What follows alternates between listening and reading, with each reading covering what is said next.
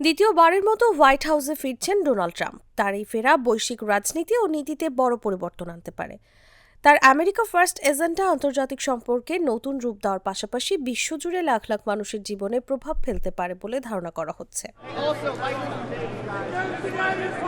Trump বলেন তিনি Russia Ukraine যুদ্ধ একদিনেই শেষ করতে পারবেন, তবে তিনি কিভাবে সেটা করবেন তা বিস্তারিত বলেননি।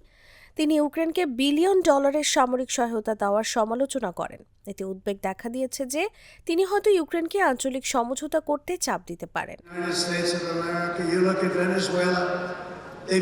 ট্রাম্পের মনোনীত বিশেষ দূত কিথ কেলগ ১০০ দিনের মধ্যে এই সংকট সমাধানের লক্ষ্যে কাজ করছেন এবং ইউক্রেনকে শান্তি আলোচনায় অংশ নেওয়ার শর্তে সহায়তা দেওয়ার কথা বলেন। ট্রাম্প ন্যাটো নিয়ে সমালোচনা অব্যাহত রেখেছেন। তিনি ইউরোপীয় সদস্যদের প্রতিরক্ষা ব্যয় জিডিপির ৫% পর্যন্ত বৃদ্ধি করার দাবি জানিয়েছেন।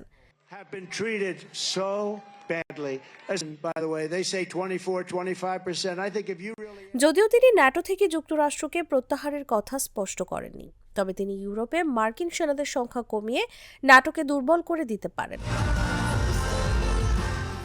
Perhaps most beautiful of all, this week we achieved an epic ceasefire agreement as a first step toward lasting peace in the Middle East. মধ্যপ্রাচ্যে ট্রাম্প ইসরায়েলপন্থী অবস্থান ধরে রাখবেন। তিনি আব্রাহাম অ্যাকর্ডসের ভিত্তিতে সৌদি আরব ও ইসরায়েলের মধ্যে চুক্তি করার চেষ্টা করতে পারেন। ইরানের বিরুদ্ধে তার কঠোর অবস্থান অব্যাহত থাকতে পারে। তিনি ইরানের বিরুদ্ধে নিষেধাজ্ঞা ও সামরিক প্রতিরোধ জারি করতে পারেন। গাজায় যুদ্ধবিরতি বাস্তবায়নের চ্যালেঞ্জ ও তার নেতৃত্বের পরীক্ষা নেবে। চীনের প্রতি ট্রাম্পের কঠোর মনোভাব আরও তীব্র হতে পারে। তিনি চীনা পণ্যের উপর ৬০% শুল্ক আরোপের প্রস্তাব দেন। তার প্রশাসন চীনকে একটি বড় হুমকি হিসেবে দেখে, বিশেষ করে তাইওয়ান ইস্যুতে।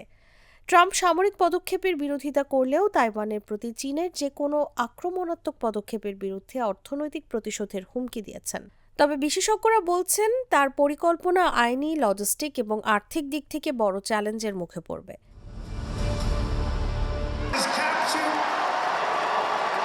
ট্রাম্প কৌশলগত ও অর্থনৈতিক স্বার্থের কথা উল্লেখ করে গ্রিনল্যান্ড কেনার এবং পানামা খালের নিয়ন্ত্রণ নেওয়ার ব্যাপারে তার বিতর্কিত ইচ্ছার কথা প্রকাশ করেন। And this agreement could only have happened as a result of our historic victory in November.